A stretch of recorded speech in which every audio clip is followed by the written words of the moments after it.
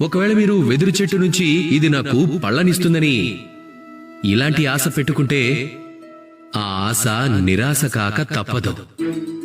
ఒకవేళ ఖర్జూర చెట్టు మీకు నీడనిస్తుందని మీరు నమ్మకం పెట్టుకుంటే ఆ నమ్మకం కూడా వమ్ము కాక తప్పదు. మరి ఏం చేయడం మంచిది?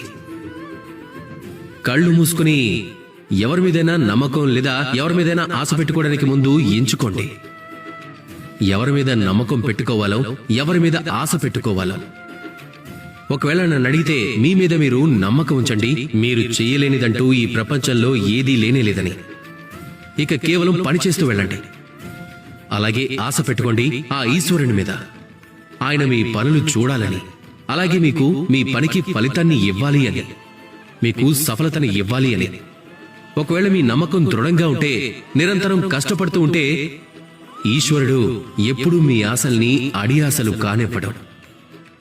రండి, అలాగే నాతో పాటు ప్రేమగా చెప్పండి, రాధాకృష్ణ.